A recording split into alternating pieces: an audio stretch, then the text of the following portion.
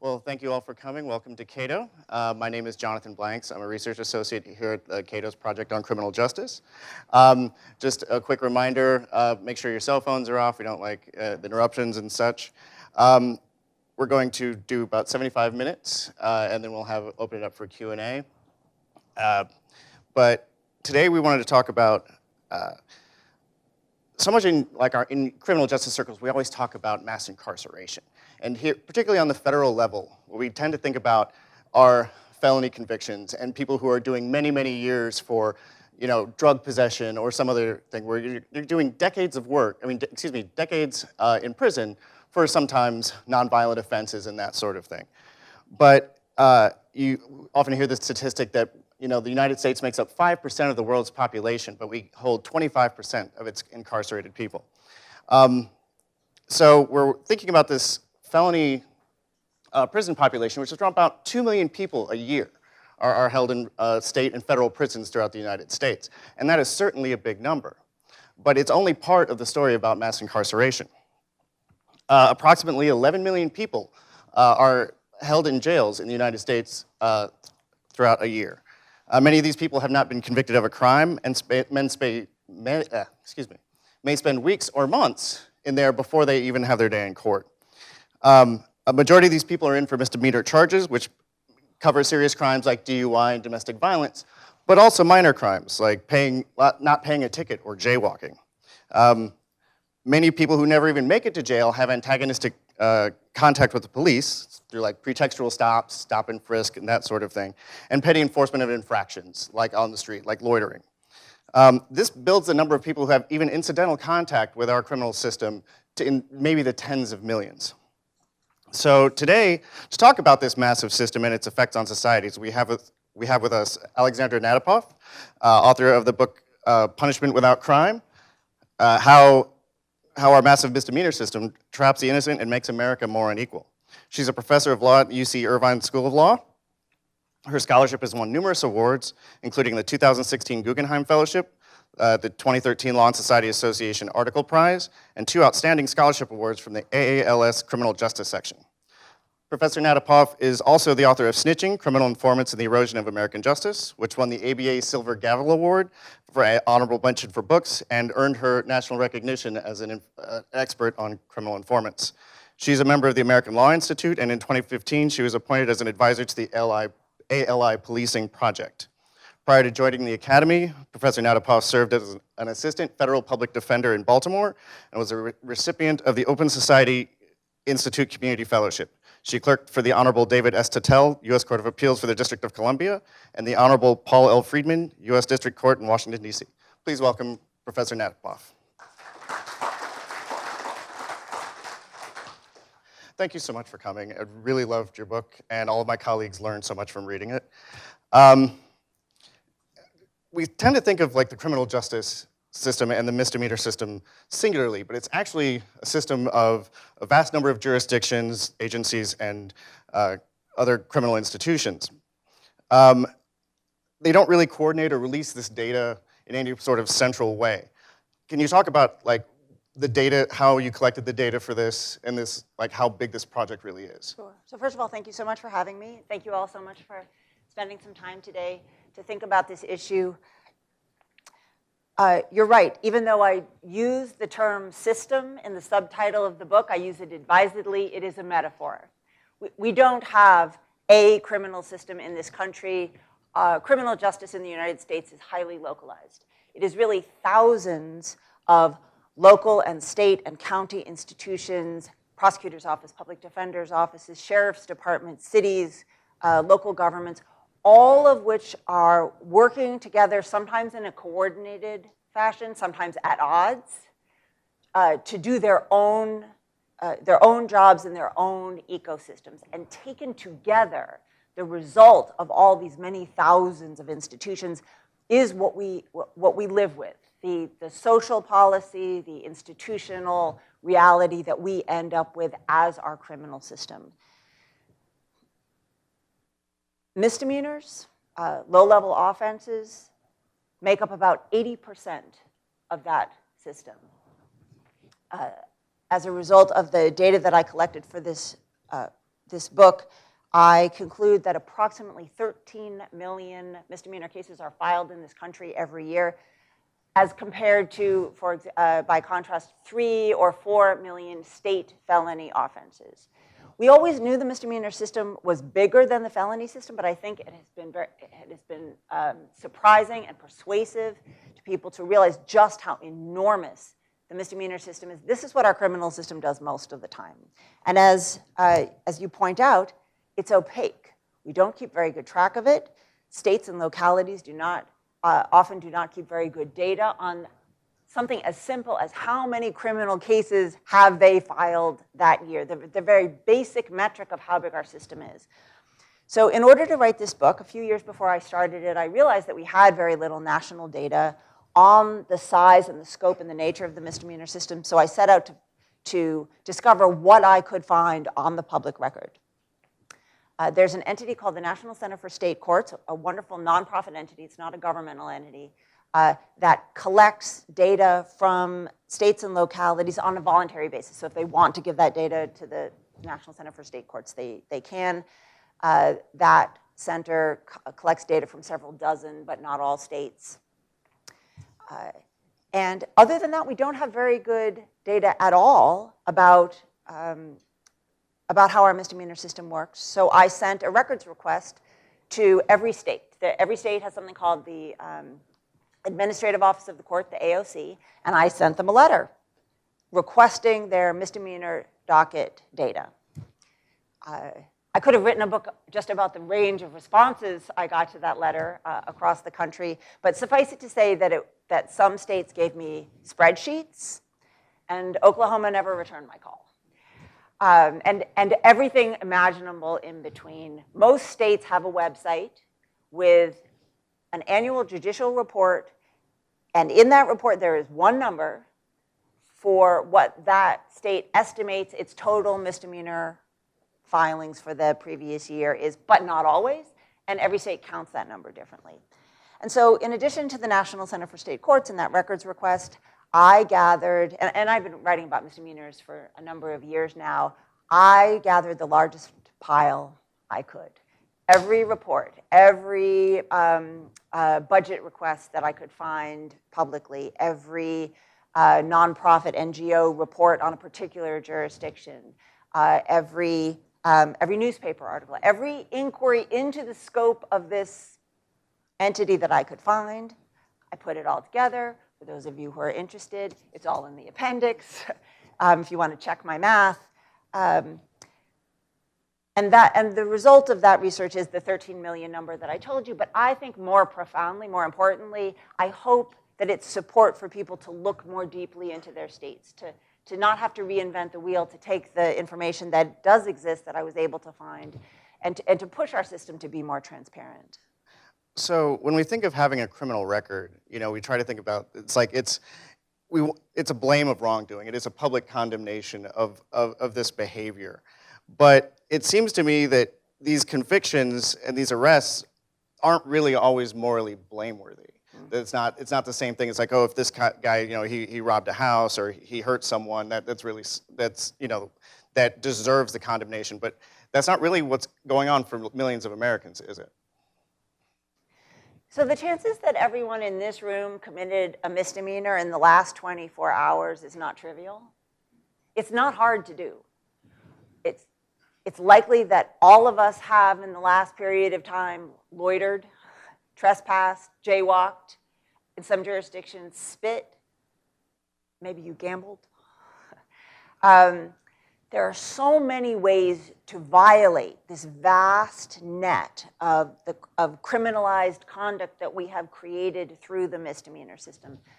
And so one of the things that I learned from writing this book, and one of the takeaways that I hope people get from the book, is to see how we have taken this notion of criminal, this extremely important notion that we have laws that promote public safety, that protect the public well-being, that when people violate those rules, or murder or rape or aggravated assault, that the system permits us to make judgments about that conduct, that conduct is blameworthy, that it's harmful, that it has weight to it, that at the end of the day, most importantly, justifies the state's coercive authority to punish.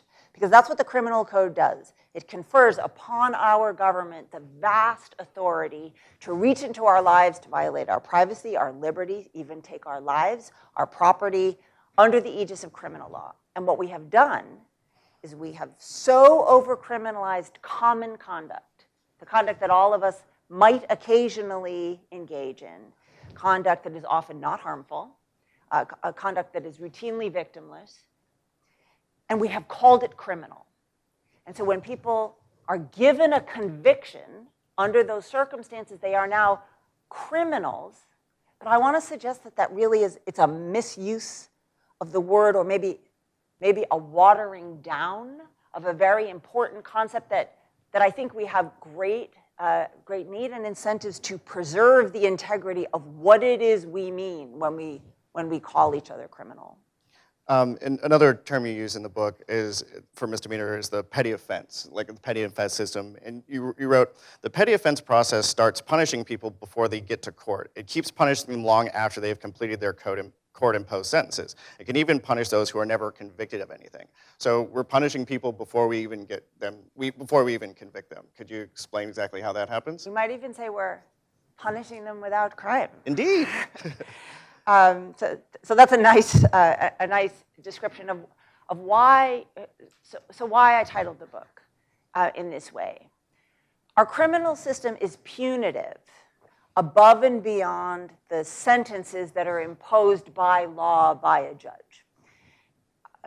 As we have come to know, I think, in this very important debate that we're having nationwide now about pretrial detention and bail, we now know that if someone is arrested on an offense, they may go to jail and spend days, weeks, months, pre-trial.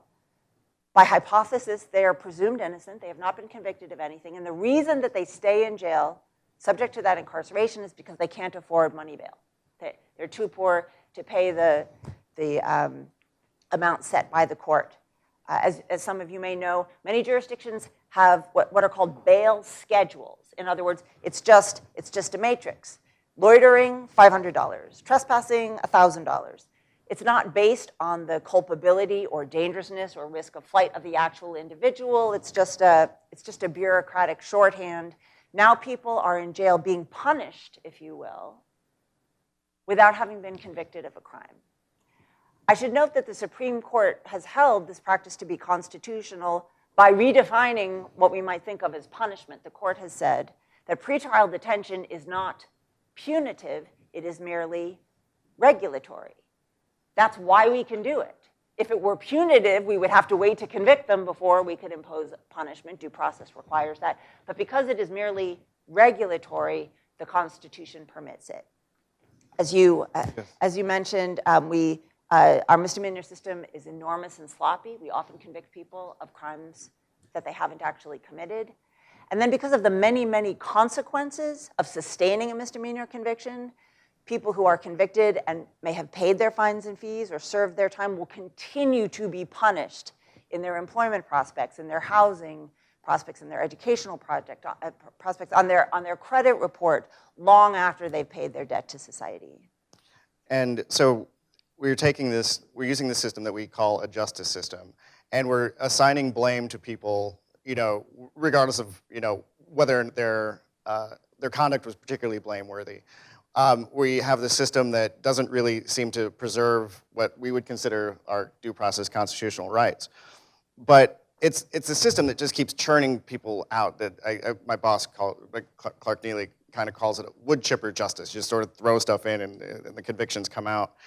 But we're thinking of blame as what the system is trying to do. But we can think of blame in another way. So when things go wrong, particularly when it comes to injustice, it's easier to think of like there's a bad guy behind it. Like, there's Nazis and the dictators, globally, but in the American context, you think of like the segregationist senators that prevented civil rights going through. You've got Bull Connor sicking dogs on peaceful women and children protesting for their rights, right? But here we have this system that it certainly has some bad actors in it, but it doesn't necessarily mean that there is someone like holding the strings trying to make this happen. It's sort of like this bureaucratic system that seems to be feeding it. So can you talk about the incentives on how that sort of works? Sure. Well, we're in Washington, D.C., so you probably are all experts on the bureaucracy and how it tends to self-perpetuate. That often the very real motivations for having a bureaucracy in the first place, the principles underlying having any particular bureaucracy, can wane as the bureaucracy itself starts to build up speed and move into the mode of self-perpetuation rather than carrying out its own principles. And I think in many ways, this is what we've seen throughout our criminal justice system, that it has become so enormous, so professionalized, so and so entwined with so many aspects of our economy and revenue generation. We can talk about that in a little bit. That it has become dissociated from that core issue, that core moral issue of who should we be punishing, who really counts as a criminal, what do we mean by public safety, and should we really be using this most powerful governance tool, one of the most powerful violent, coercive, and intrusive governance tools that we have, to be doing the work of moving people off a street corner, to be doing the work of managing homeless people with mental disabilities? Should we really have turned this bureaucracy over to this, over to these tasks? And I think that what we hear, what we increasingly hear as we empower these issues and as we empower people within these bureaucracies, is we hear them pushing back.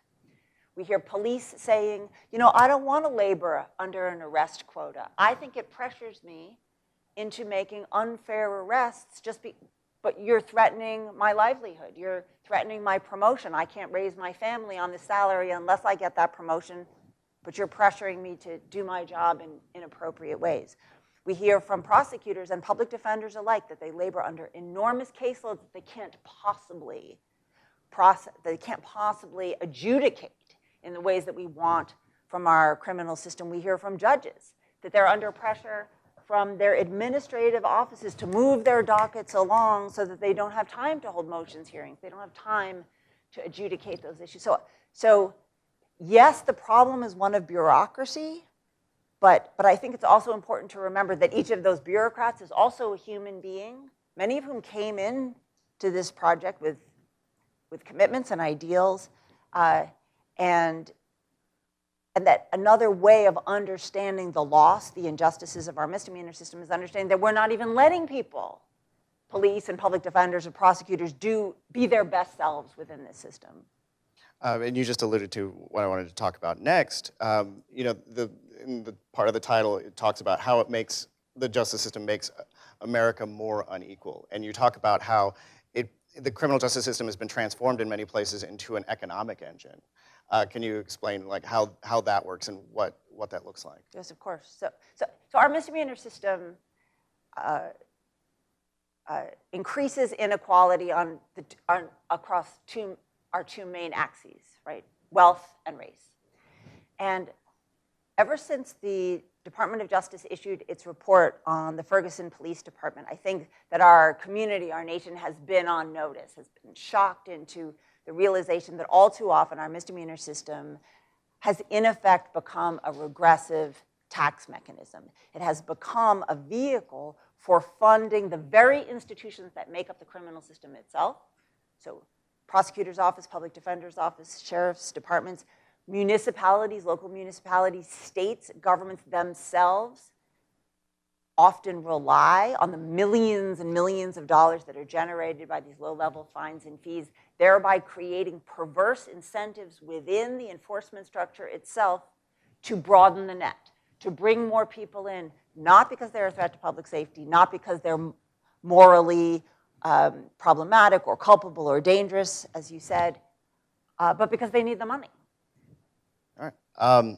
So when again, another part of the title where he talks about how it traps the innocent. And I think there are two different ways we think about the innocence. We already talked about the first part, which is you're being held pre-trial. You haven't been convicted of everything. You're being held in a cage and being subjected to everything that our jails are. The state of our jails is, absolutely miserable. But talk about how the way that the system works can basically cause wrongful convictions. You called them the way it invisibilizes wrongful convictions. Yeah, so the more we learn about the misdemeanor system, the more it makes sense that it would generate wrongful convictions. It's enormous, it's sloppy, it's low resource, it's opaque, it's moving quickly, and it puts pressure on everyone, defendants to plead guilty, public defenders to move their clients along, prosecutors to move those dockets along, and judges to process which means that cases, we do not scrutinize the evidence. We don't check to make sure that people who are arrested are actually guilty of the offense for which they are being charged, because the whole system has sort of ratcheted up the pressure to process cases more quickly. So if you think about the system that way, you go, well, of course it's going to get it wrong, because it's not really designed to be rigorous and careful about its evidentiary outcomes. And then more specifically, there are going to be different aspects of the misdemeanor system that are going to be more or less prone to wrongful conviction. And of course, all of this conversation about the system, which I already admitted to you at the very beginning is a metaphor, right? There is no one system, which means it doesn't always operate the same way. A federal misdemeanor, a misdemeanor case that occurs in federal court is handled very, very differently than a loitering charge in Baltimore. There's a vast array of difference. But there are certain arenas within the misdemeanor system where we can predict with some certainty that it's going to be more likely to lead to wrongful conviction. So just as a couple of examples, there was a wonderful series, wonderful reporting, disturbing outcome in ProPublica and the New York Times a couple of years ago. Maybe some of you saw it about the $2 roadside drug test. So there are these drug tests that police use to do roadside drug tests. They find a substance in a car, they drop it into the tube. If the tube turns, I forget what the color is, if it turns pink, you're fine. If it turns blue, it's a controlled substance. The problem is these tests are literally $2. They're extremely cheap. And the manufacturers say, oh, they're not reliable enough for a conviction. They're not designed to be that reliable. You need to take that sample to a real forensic lab and have it tested. They're just for arrest. They're just enough for probable cause. That's what they're designed for, and that's what they're used for hundreds of thousands of times every year. The problem is that merely being arrested for a drug offense in the misdemeanor system or in the low-level criminal system, and some of these are low-level felonies, can exert enough pressure on an individual to plead guilty so that that crappy test turns out to be the evidence sufficient to trigger a guilty plea. And we see this over and over again, not through any malice, not through any bad intention. It's just that we don't care enough to get it right. We were talking about Baltimore a moment ago.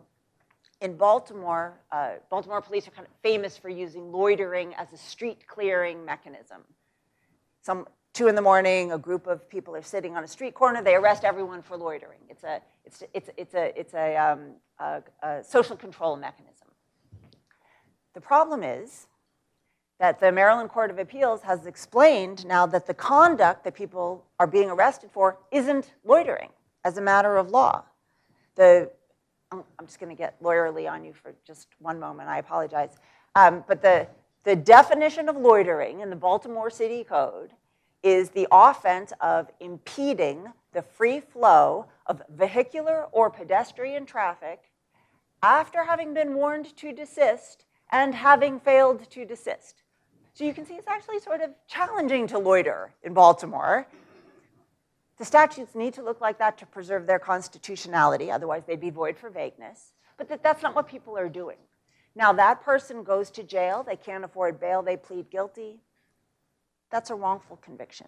So the idea is that we have this enormous system, 13 million cases being processed in these ways, and we can identify spots in this environment where we say, there's going to be a substantial likelihood of wrongful conviction in these arenas. And I like the distinction you make there. You're talking about, well, the law says this, but what's going on the street is something completely different. And I want to get into one case you get into a little bit in the book.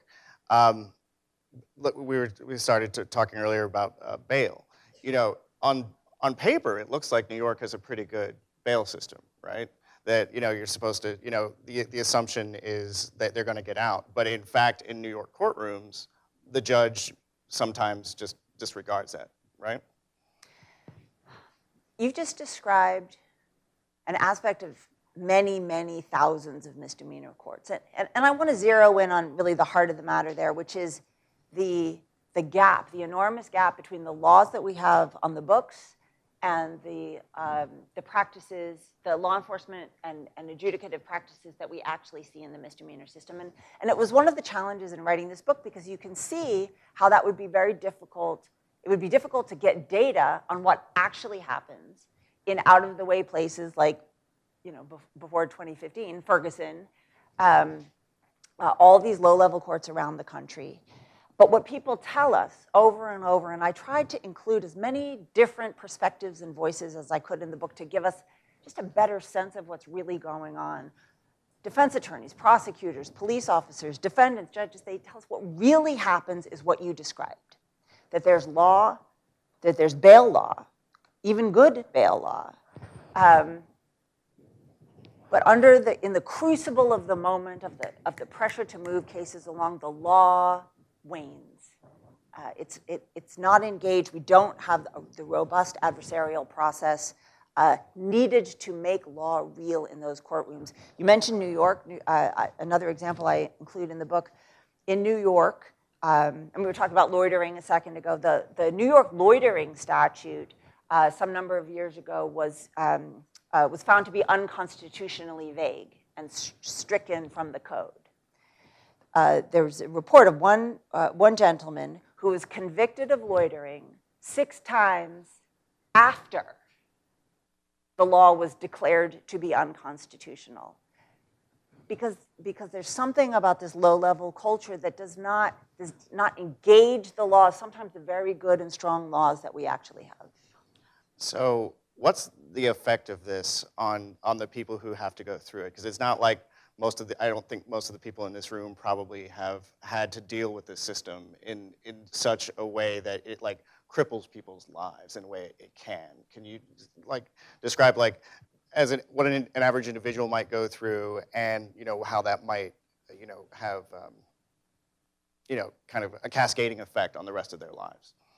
So I want to talk about really the panoply of terrible things that can happen to a person as a result of a misdemeanor encounter. Everything from losing, of course, your liberty, you could be jailed or losing your money, your immigration status, your public housing. So Baltimore, for example, a low-level misdemeanor offense will per se disqualify you from public housing. Of course, it'll ruin your credit if you're saddled with fines and fees and debt. It can interfere with providing basic needs for your family. So there's just a whole range of consequences that we've been referring to, throughout. But I want to emphasize also the diversity of the misdemeanor population. So 13 million cases is a lot of people. And as does our entire criminal system, it skews poor. It skews people of color. It disproportionately affects people of color. So mostly,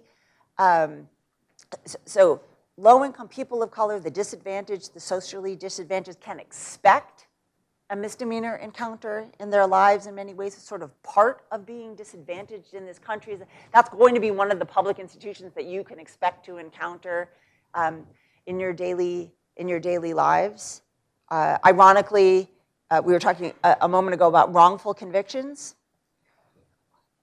Because order maintenance offenses like loitering and trespassing are disproportionately enforced against African American men, it turns out that African American men are disproportionately likely to be wrongfully convicted for crimes like that. It's sort of one of the ironies of the misdemeanor world.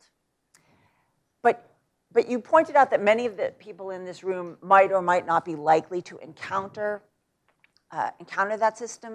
And I just want to point out a fact about overcriminalization that I think many of us have been grappling with now for years.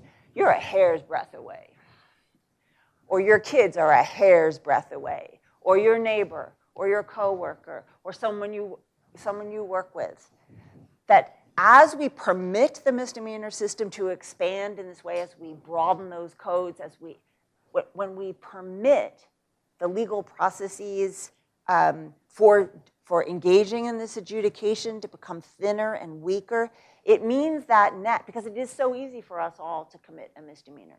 To be pulled, in 25 states, speeding is a criminal misdemeanor. Those fines and fees, we're all ripe for harvest, so to speak. And maybe we can afford the $500 or the $1,000 or the $1,500, but it doesn't make it just because we can afford it. So the three central chapters of this book are entitled Innocence, Money, and Race. I think that really captures much of the heart of the matter, the core of the matter, but make no mistake, this is a net that can touch and sweep in people from all walks of life. If you think about DUI, actually DUI skews wealthy, because the wealthier you are, the more likely you are to have a car. So it's not limited to the truly disadvantaged, even though they are, in some sense, the most, the most troubling victims of it.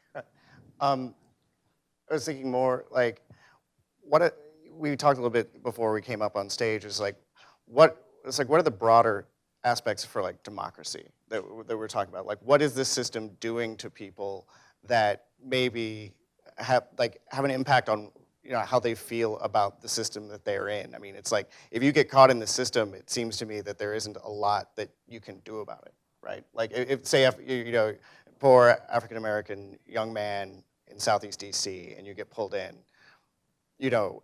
how is that going to, like, not only just the collateral consequences that we think about, that you have trouble getting jobs, public housing, all that, but like, what's the impact, socially and politically for the rest of one's life? Yeah, I'm so glad you asked the question that way. So one of the arguments I make in the book is that we should stop thinking about the misdemeanor system as just a criminal system. It's a social institution. It is an incredibly powerful array of public policies that impact literally 13 million cases every year, millions of people, which means all their families, their communities. It redistributes billions of dollars every year in public and private wealth. It deprives millions of people of liberty every year. It intersects with the economy in terms of people's qualifications and ability to work and get jobs. It criminalizes poverty in many ways. In effect, it's working at odds with our welfare system. It is stripping the very same people of their wealth that our welfare system is designed to lift out of poverty. So it's a way of saying that this institution needs to be understood as one of those enormous governance institutions that redistributes all kinds of public wealth and power and access in the same way that we think of education, in the same way that we think of housing, in the same way that we think of the tax system itself. We just haven't given it the scrutiny and attention that it warrants, that it deserves. And so when we think about an individual who passes through the social institution, often in ignorance of their rights, swept in by the most second most coercive arm of the state, because the military, if military is number one, then our criminal system is number two. But brought into the government, the governance process in the most coercive and intrusive way possible, in ways where, as you pointed out earlier, many of the people in the room, the judge, the public defender, the prosecutor, don't have time to care. They're conveying to that individual that the democratic institutions that are controlling their life and their liberty and their money at that moment don't care about them. I think it's a profoundly corrosive, anti-democratic experience. It need not be that way. We know how to do it better. We know how to do due process. We know in this country, we know how to enforce the Bill of Rights. We just haven't decided to do it in this arena. So we talked about these 13 million cases and the 11 million people that go into jail. And because all of the systems are so disparate and they respond to different populaces, do you see a wide variation among states and jurisdictions about how many cases, like how many cases they file per? In the book, you kind of break it down by like hundreds of, like 100,000. What do those discrepancies look like? Yes, there are vast discrepancies in the number of cases per capita that different states file. And there's a table, so based on the data, the national data that I collected, I put together a comparison, so sort of a ranking, or at the top, I think Rhode Island is, and there are a couple of states that file, 10,000, 15,000 misdemeanors per 100,000 of their population every year. And then at the bottom, under 1,000. So there's a vast discrepancy. The challenge is, it's hard to know what that means. It might mean that these high-rate states are over-criminalizing their populations through misdemeanors and sweeping people in on thin bases. But it could also theoretically mean that they're diverting cases out of the felony system, that they've decided, no, we're not gonna treat every drug case as a serious felony. We're gonna ratchet some of those cases down, as California has engaged in this experiment now for a few years, to ratchet down some of the most punitive felony cases that could be misdemeanors. So the fact that a state uses misdemeanors at a high rate, I don't think tells us normatively whether that's a good or a bad thing. We need to dig under that number and ask, who are you deploying these cases against? What kind of cases are they? Are they mostly order maintenance? Or are they domestic violence cases? And that kind of data is very difficult to get. I did ask every state for that data. Very few states had that data available. But I think the next step, and many researchers are now looking towards this, and some NGOs are looking to get this kind of data. The next step is to ask, how is this state policy being deployed, against whom, under what circumstances? And then we might have a better sense of what those numbers mean. Cool. So Cato is a libertarian think tank. For many, many years, we've hammered away at the war on drugs. We say this is a crux in the criminal justice system that is completely unfair. It's virtually victimless, and but this is a major reason why a lot of people, run into contact with the justice system. I've seen recently, I mean, the progress we've made, particularly marijuana reform, has been incredible. A majority of states in the union now have at least medical marijuana in their state laws. About, I think it's half of the population lives in a place with recreational marijuana that is legal. Those markets vary considerably, but we were thinking like, oh, things are going well. I mean, it's going so well that in Alabama recently, their judicial committee within their state legislature unanimously passed a decriminalization of marijuana bill, which, if you had told me that 10 years ago, I'd have said you're out of your mind. So we're making a lot of progress in that one area of the drug war. But you write in the book that decriminalization and legalization are not the same thing, and decriminalization may in fact be a double-edged sword. Could you talk about why that is? Sure. Well, so let's start with the definition of decriminalization. Decriminalization, as opposed to legalization, does not render conduct permissible. It's still illegal to possess marijuana. It's still illegal to speed in states that have decriminalized their traffic code. It's still forbidden conduct.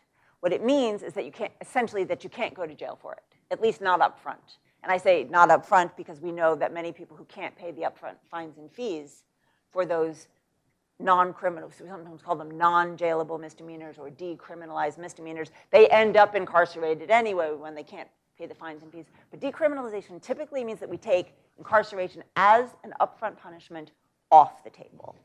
And it is truly a double-edged sword in the sense that on the one hand, it is exactly the direction we should be going in. We should be using jail less, we should be using cages less, we should be incarcerating fewer people.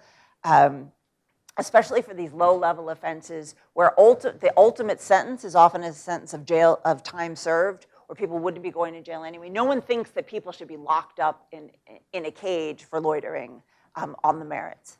So decriminalization in that sense reduces the punitiveness and the impact and the intrusiveness of the criminal system in exactly the right way.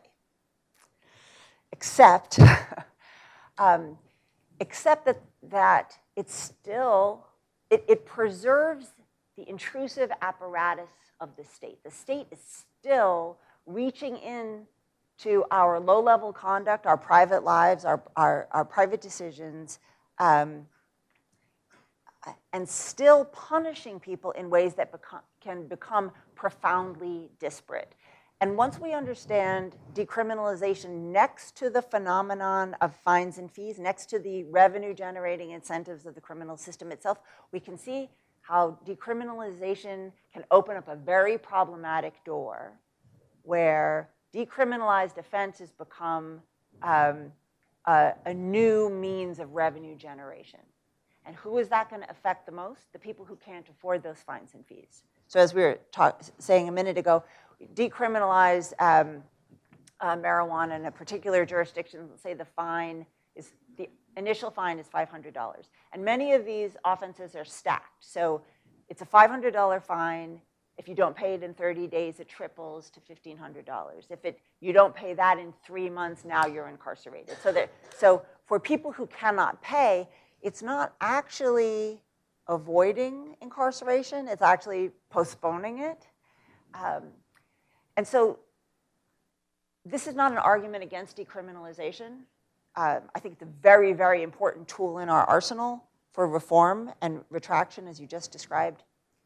But I think we need to be very careful about the way it's implemented and to make sure that it's not a secret, regressive tax masquerading essentially as progressive criminal policy reform. Yeah, when I first got into the criminal justice space, and my early days at Cato, I think I was an intern when I first found this out, because this stop and frisk was a big deal in New York City, and so just the way this works, I was completely astounded to learn that New York City decriminalized marijuana in 1976. It's still a law, but what they would do in stop and frisk is they would, ask people to, they'd pat them down and ask them to empty their pockets. And then they would pull the marijuana out of their pockets, and now it's brandishing, and that's a crime. So we have, in many of these places, we have a problem where the law, even when it's reformed, and we're trying to, and just echoing what Alexandra was saying, that we have a change in law, and that's always good, and we should push for that. But we really need to have a change in policy, whether this is at the policing level, because this is where all the inputs come in, right? Whether it's at the courtroom level or after conviction, if someone's convicted, in the collateral consequences, we need to roll back some of those rules. But we've been focusing a lot on the bad parts. We've been going with all these really the negative aspects of our system, but you're optimistic. You seem hopeful. Can you tell us a little bit about what you think we need to do where we can really make change? It could be a personality flaw, so you never know. I think things change in the misdemeanor system all the time, and they change in different directions. So we've talked a lot. The takeaway from this book is that we should shrink the misdemeanor system. I'm just going to tell you the punchline right now, so if you don't want to buy the book, it's fine. It needs to be smaller. We need to stop using the misdemeanor system for all these other social tasks, for redistributing wealth, for enforcing gentrification, for managing the homeless, for clearing corners, so that it can do the things we want it to do. So I want to tell a couple of different stories about reform. So if you think about Mothers Against Drunk Driving, right? That's a story of misdemeanor reform. For years, driving under the influence was treated like a speeding ticket. It was seen as it wasn't harmful, it wasn't dangerous, it was no big deal. And through misdemeanor reform, we were persuaded that the misdemeanor system should step up to change how we conceptualize the culpability and the harm and the danger of that particular conduct. Same with domestic violence. until the 1970s, the courts and the police and the prosecutors were hands off. It was a private matter.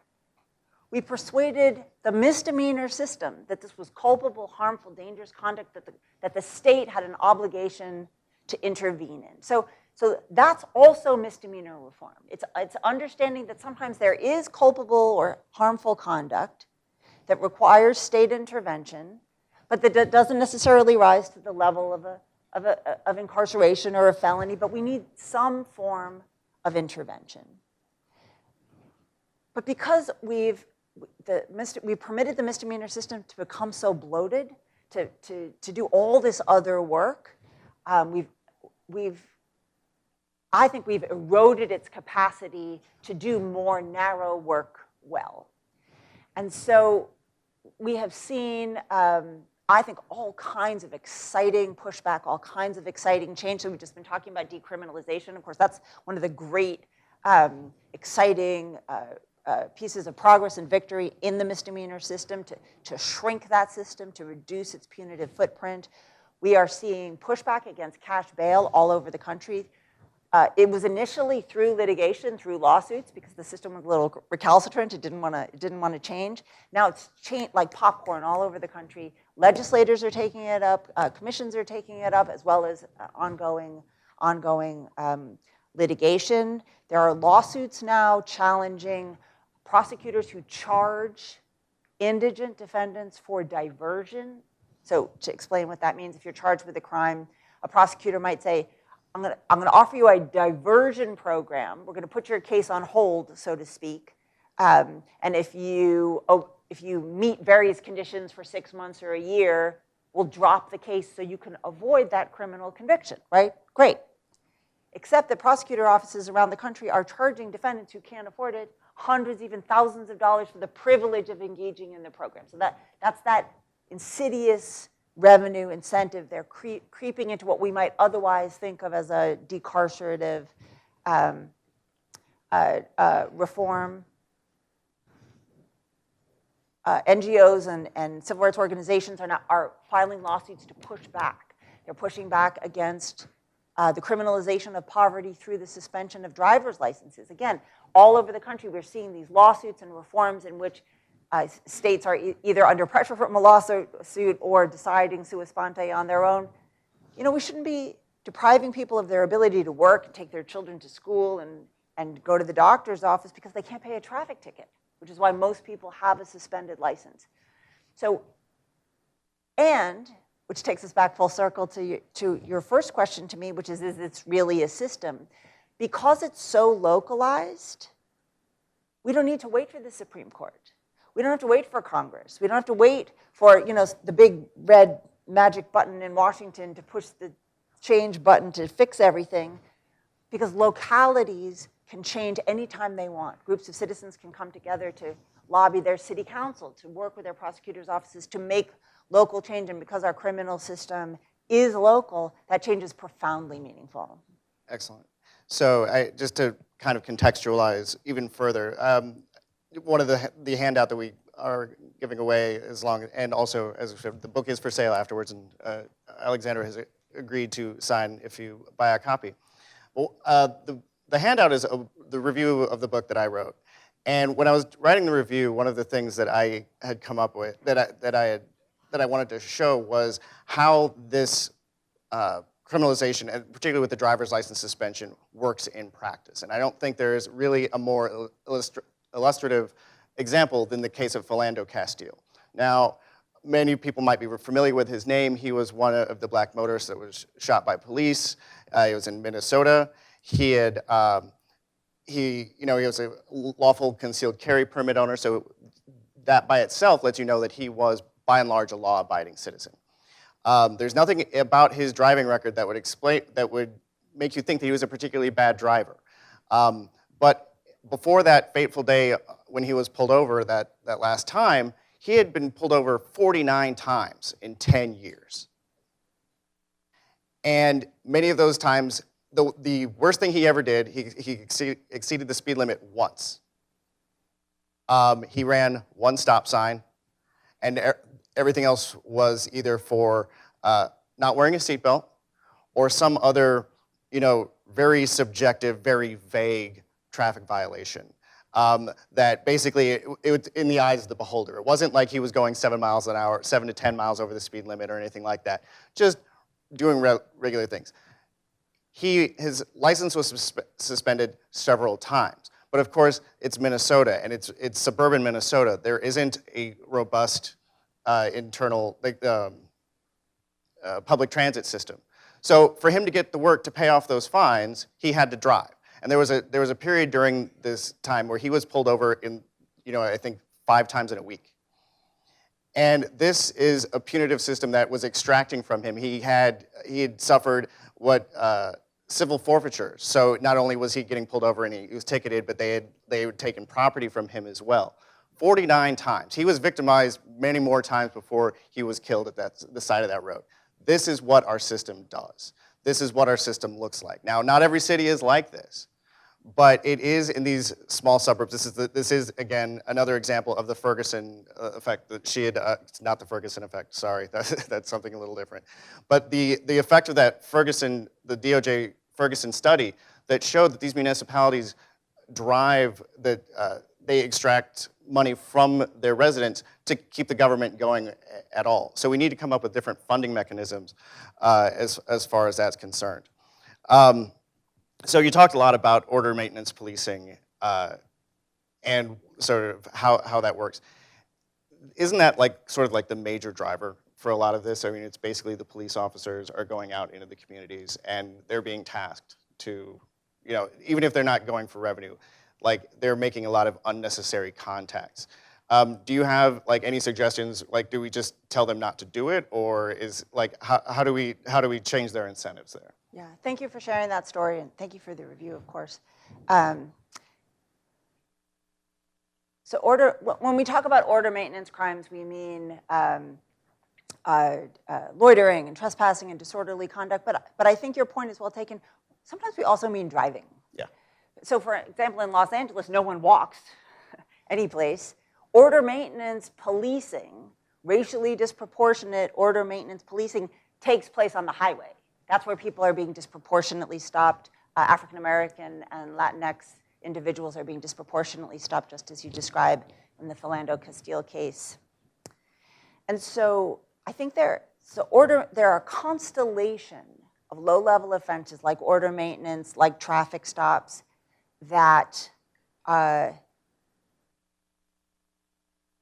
even if they're not they're not driving the numeric bulk of the system, they are driving the bulk of its injustice. These are the racially skewed stops and arrests and targets. These are the effects that are skewed by wealth. They're disproportionately burdensome on the poor, on people who can't pay those fines and fees. And so this is, and therefore, as I argue in the book, this is the place where reform needs to be directed. This is the place where we should scale back. We will get the most justice bang for our buck to scale back the system in the places where it is most inequitable so that it can continue to do the things that we want it to do in a more narrow, focused, traditionally criminal and law-abiding way.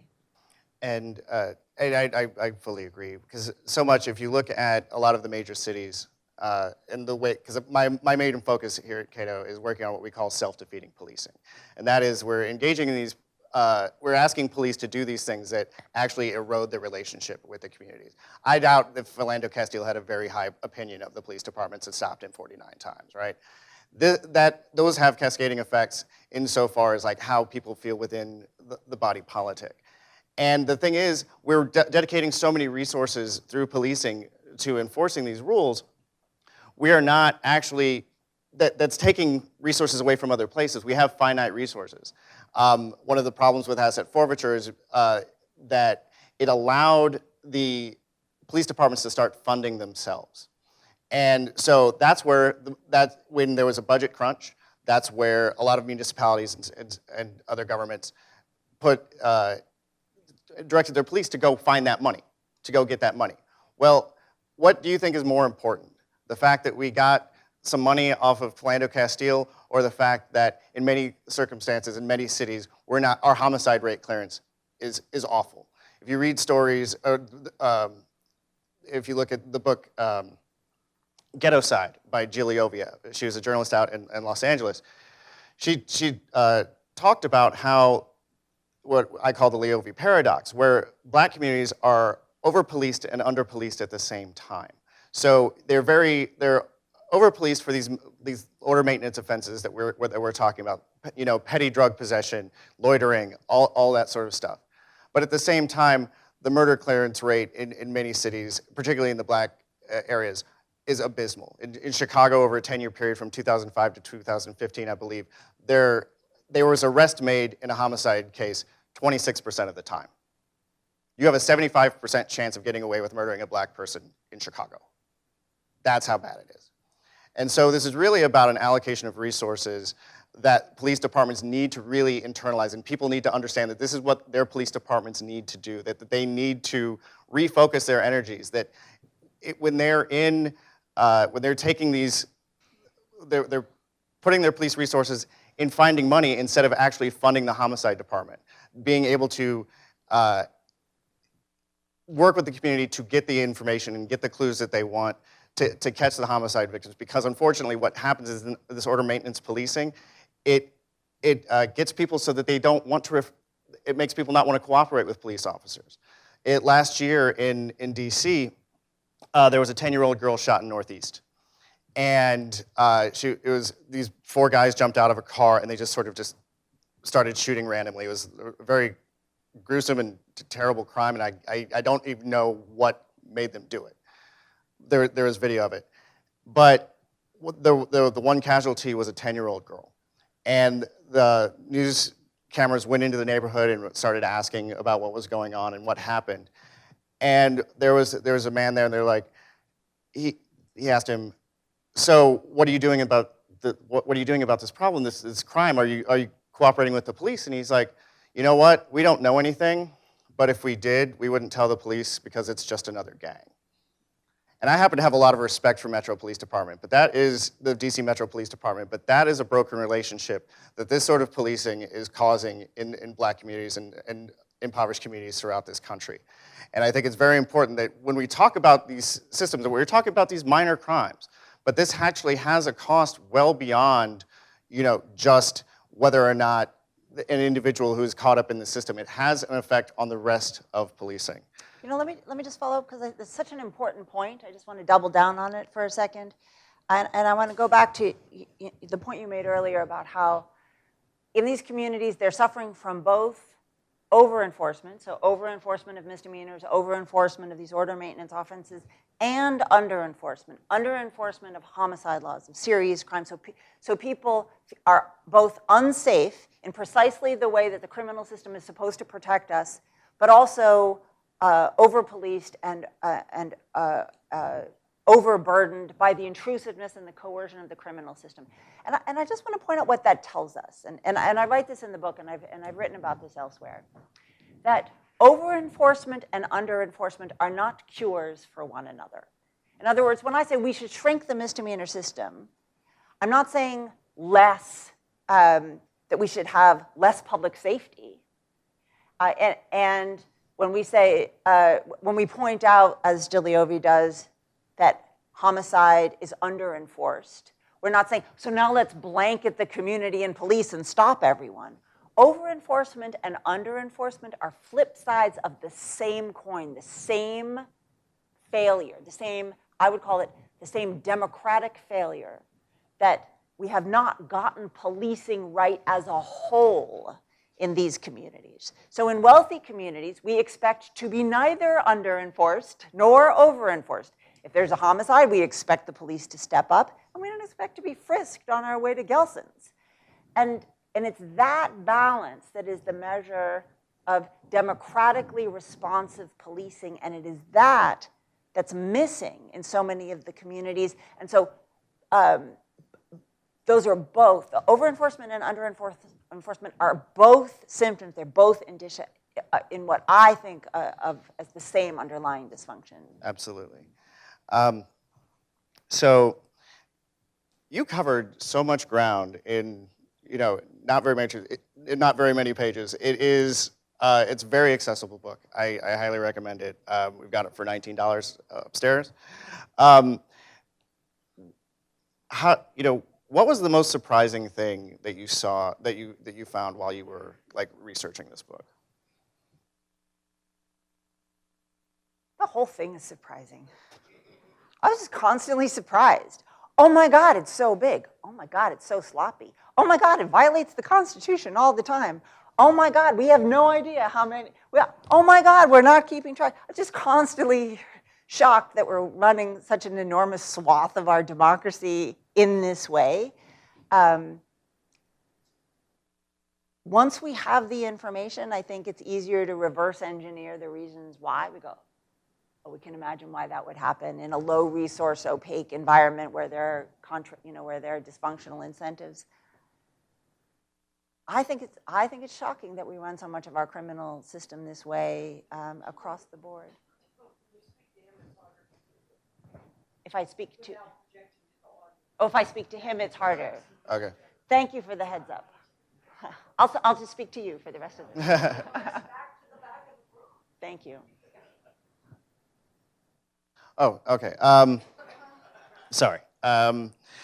So it looks like our Q&A team is getting ready, so we'll open this up. Just a couple rules. We ask that you wait for the microphone to come to you, and then please phrase your question in the form of a question. This is not, we did not invite you here to speak. So right here in the front. Oh, and feel free to identify yourself if you like. My name is Steve Hankin. First, who is the author of this? That's me. Oh, okay. Because I have a question that's a broad question that kind of comes out of this. You make this statement here, perhaps the most fundamental purpose of criminal laws to pass the condemnation of the community onto someone who has violated the rights of one of its members and the moral foundations of that community. And I certainly understand that's one of the purposes, but don't you think more fundamental purposes of criminal law is deterrence of the individual and general deterrence? Because I think once we get into moralizing, we then open up these victimless crimes, because obviously that's what they're all about. The society wanting moral judgment. And I'm saying, don't you think we'd be better off if we stuck to the purposes of deterrence, specific deterrence of the individual committing the infraction, and general deterrence of the society at large? When I wrote that, I meant particularly in when we're talking about moral crimes versus not like victimless crimes and that sort of thing, right? So we're talking primarily about thou shalt not kill, right? We're talking about the main criminal acts that we find morally repugnant. We're not talking about, oh, I don't agree with that kind of relationship, or I don't agree with that sort of that personal conduct. I mean primarily the moral crimes that the moral condemnation that of the crimes against someone else, the violation of someone's rights. I was trying to put those two together, right? Right. So yeah, so I didn't want to expand that. But however, as far as enforcement is concerned, criminal enforcement doesn't catch most of the people who commit crimes. As we were talking about, everyone's committed probably a misdemeanor sometime in the past few days or week, right? We don't want 100% enforcement, and deterrence is a tricky thing. So you want to sort of make sure that people who commit these moral wrongdoings, we want to deter that through enforcement, but also through the legitimacy of the system.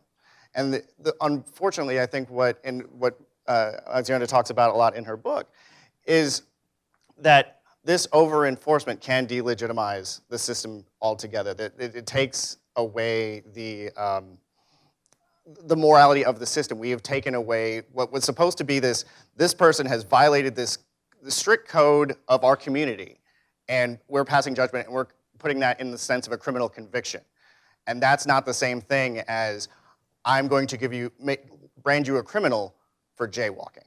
And it was like that gap is what I was talking about. So I don't know if you want to follow up with anything on there, but. No. Well, the question was directed, to your comment, but I'll just add, and again, I think Washington, D.C. is the perfect place to point this out. Criminal law is only one tool that we have in our arsenal for deterrence, control, incentivization. We have vast swaths of our government and our social structure available to us to deter, to incentivize, to channel people's conduct and behavior. Criminal law should be the last resort. It's the most punitive outcome when all else fails, when our administrative apparatus fails, when our social structures fail, when the way that we structure cities and institutions and education, when all that fails, then we should be turning to our most punitive tools, and we don't. We turn to it first.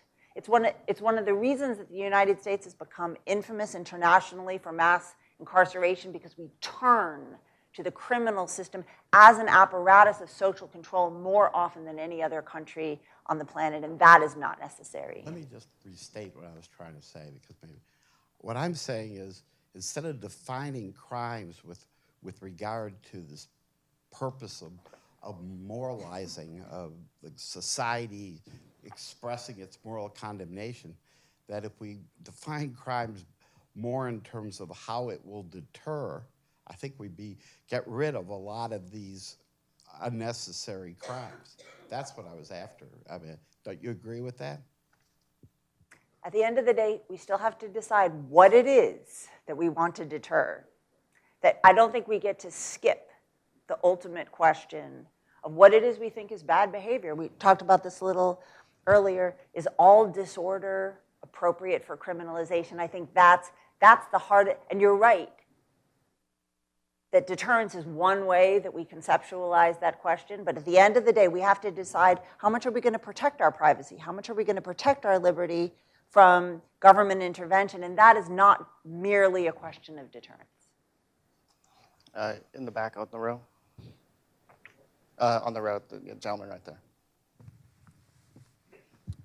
Thank you very much. I agree with so much of what you've been saying. My name is Gary Merritt. I'm in Arlington, Virginia. I wonder, directed to you, Alexandra, in the course of your research, have you found localities, jurisdictions that stand out for how good they are? Is reform standing out somewhere that you've found? Did everyone hear the question? The question is, are there places where reform is working particularly well?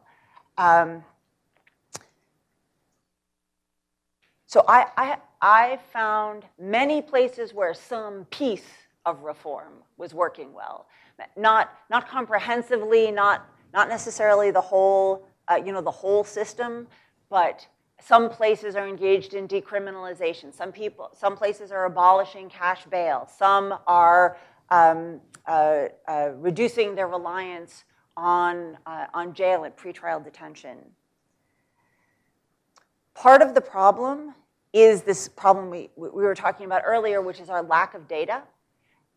So if there is a jurisdiction that's working perfectly, where no one is complaining, it would be hard for me to know about it. And that's a flaw in the way that we study our criminal system. In the absence of comprehensive data collection and analysis and sort of the professional, cost-benefit analysis and data that we would accord to any other government entity or any other state process, we permit so much of the criminal system to remain opaque. So then we learn about emergencies, or we learn about terrible things, or we learn when people complain. But it's hard to unearth those places where things are working well. The example that I use in the book, and it's because I practice there myself, is federal misdemeanor court, which is a highly transparent, regulated, counseled environment, meaning that unlike many jurisdictions in federal court, every misdemeanor is appointed counsel regardless of their ultimate sentence, so they may not, in fact, be facing jail time, but they will get an attorney. In my experience, there was time to litigate actual legal issues when they came up. And so we have models, we have examples, not just in federal misdemeanor court, but all over the country of jurisdictions that are grappling, I would say, with one piece of the problem, or one piece of the puzzle. And so that, to me, is an argument for this broader conceptualization of the misdemeanor system as a metaphor. It's one of the reasons I think it's useful. That it's not just a stop and frisk problem. It's not just a bail problem. It's not just fines and fees. It's not just debtor's prison. It's not just, it's that we have an entire apparatus where all those things are intersecting, and if we want to improve the system, we actually need to keep our eye on all the moving pieces. And to underscore her point on data, it was these four don't have and what we don't know. There's the Uniform Crime Report, and then there is another federal Bureau of Justice Services, Justice Statistics rather, collect data from police departments all over the country. And one of the things they collect is how many people did you kill, right? I mean, it's like we have this problem. For years, the FBI thought that American police killed about 400 people a year. The Washington Post started crowdsourcing the data and found out it's 1,000. That is something that we were off by more than 100% from what we thought it was, right? That we don't have data so fundamental that we know how many people police are killing every year. When you realize that across the entire spectrum of all these law enforcement agencies, that there's just so little data about all these other pieces that go into it, it's so difficult for us to try and get. And what I would definitely suggest is try to get your local government to collect and publish as much data as possible. Working here at the Cato Institute, we have a lot of complaints about the government, but one of the things that all my other colleagues get is they get really great data from the government. And they come to me and they're like, so how many times did a police officer get arrested last year? And I'm like, I have no idea. And then it's that sort of thing that we really need to harp on data collection. Yeah, and just to follow up on that, for those of you who are interested and folks who are listening, Measures for Justice is a wonderful nonprofit organization founded just a few years ago, devoted to collecting state and county-based data for every criminal justice system in the country. And the project, the theory of the project is that by the time they make their way through every county and every state, that there will be a database, a public database that any researcher, any government entity, any PhD student, anybody who wants to delve into that data and analyze that data could access to give us an unprecedented understanding of how it is our criminal system really works. So Measures for Justice, for those of you who are interested in such things. That gentleman in the back.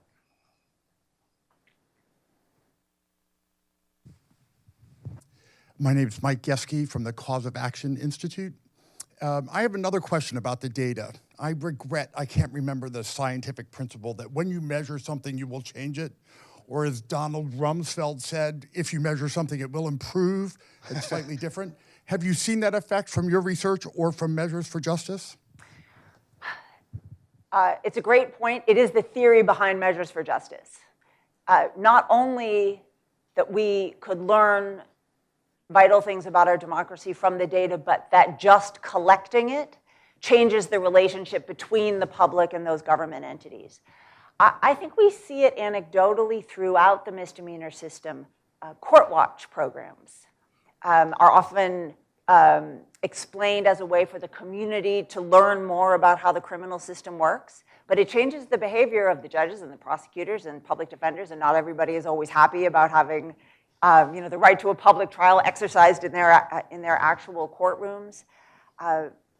I think that one of the challenges of the misdemeanor system is precisely that it has labored in obscurity. I think we all perform better when we feel like we matter. And I think we have not given the misdemeanor system enough blame, but we also have not given it its due. We have not told these judges, these prosecutors, these public defenders that what they do is so important. So I think your point is right on. Gentleman back there. I'm just curious about the actual distinction between the use of the terminology, essentially misdemeanor system versus felony.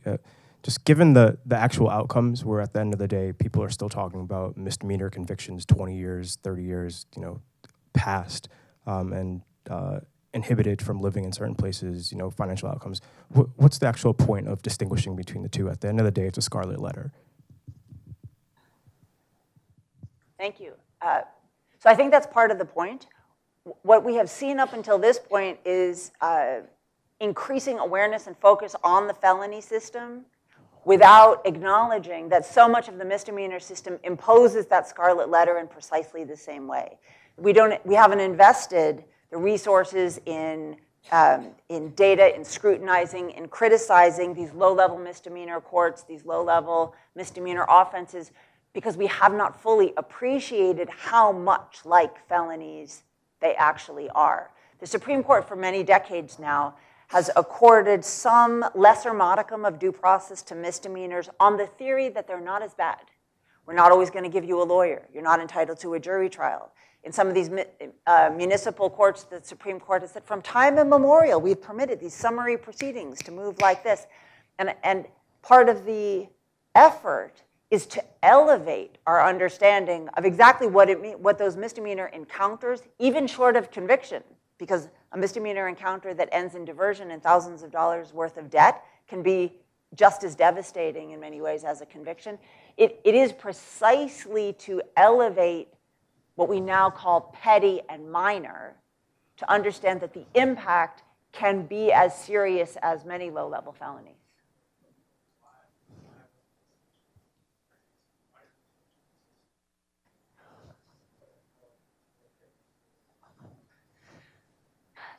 So there's For those, he didn't have the mic, sorry. Just to repeat the question, he asked, what's the difference between a misdemeanor and a felony? Why make the distinction at all, correct? So I'd say there's two different answers. One is historical. So it's a historical term. It goes back thousands of years to British, to European, continental, and English distinctions in common law, felonies and misdemeanors, in which felonies used to be defined as an infamous crime for which a person could be put to death. And misdemeanors were everything else. So obviously there were many serious misdemeanors, including kidnapping and witchcraft, were in old British law. The terms have evolved to mean serious and minor. The idea is that, to take your point, that there should be a distinction and that there is a distinction. And we could have a different conversation about both those questions. Should there be a distinction between a serious crime and a minor crime, both in terms of the conduct that we prohibit and punish, but also in terms of the impact on the individual? And then the question I take it you're getting at, which is, haven't we really erased that distinction because we punish misdemeanors so powerfully? And I think that both of those questions are on the table. Modern misdemeanor law typically distinguishes between misdemeanors are offenses for which a person can serve no more than 1 year incarceration. That's typically the legalistic cutoff, but even that's flexible. Maryland has 3-year misdemeanors. Lots of jurisdictions have misdemeanors that are defined more differently. So you're right, there's no essential line. It is a socially constructed historical line that does all different kinds of work. Have I now answered your question? Whew, okay. Down here in the front.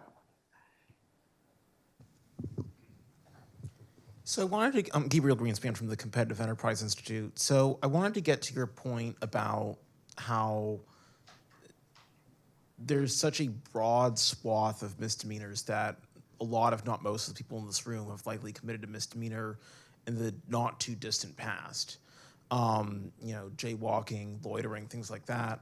And so it kind of seems to me that it's like almost a matter of either the discretion of the police officer or even just a matter of dumb luck if someone gets caught and punished. Now, I wanted to go back. I'm reminded of a few years ago under the Obama administration, there was a scandal where the IRS was treating political organizations that were not favorable to the administration worse than ones that are.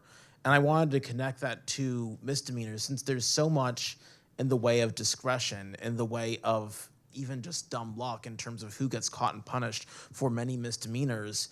Do you think there is a danger of political discrimination, of, you know, Democratic police officers, judges, punishing people more harshly simply for being Republicans, or Republican judges and police officers for, you know, punishing people more harshly simply because they are Democrats? Do you think that is something that is happening, or a danger in the future given the way misdemeanors currently are caught and punished? So the great biased exercise of discretion that we already see in the criminal system, of course, is based on race. You can't tell whether I'm a Democrat or Republican, maybe until I open my mouth, but maybe not even then. But you're absolutely right that discretion is the heart of the matter. American criminal law confers an enormous amount of discretion on law enforcement, starting with police, as you know, as we've been talking about this whole afternoon. It is the police who decide who will be brought into the misdemeanor system at all. Prosecutors then possess judicially unreviewable discretion to decide which of those arrests should become criminal cases. In other words, which of those arrestees should become defendants. We really get no judicial scrutiny or oversight until people go to trial, which in this country, as many of you probably know, 95% of all the convictions in this country are not the result of a trial, they're a result of a plea. So we have vast discretion at the bottom, almost no oversight, and the mechanism through which our criminal procedure presumes that oversight will eventually happen, that is at trial, almost never happens. So you might say that discretion is the name of the game. Race discrimination, of course, is perhaps the most famous misexercise of that discretion, but also the decision of which communities to police in the first place, which populations to police. This is what we saw in Ferguson. So there was a dual insult, if you will, in Ferguson, that the city was essentially putting pressure on its police department to go out and police low-income communities of color in order to raise money.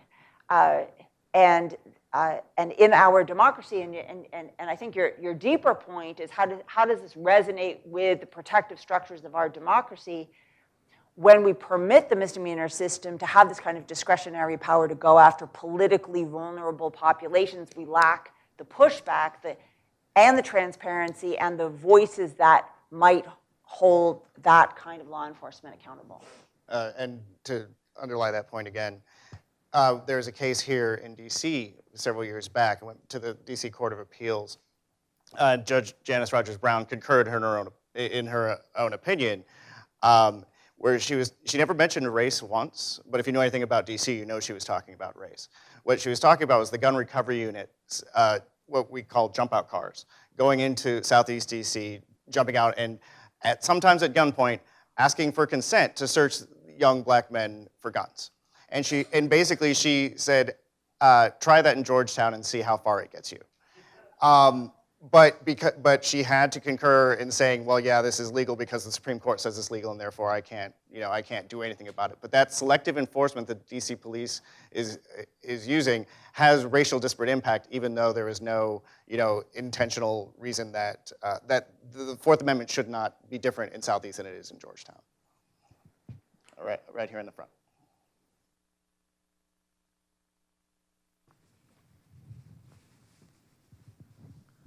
Thank you. David Sobelson, Washington, D.C.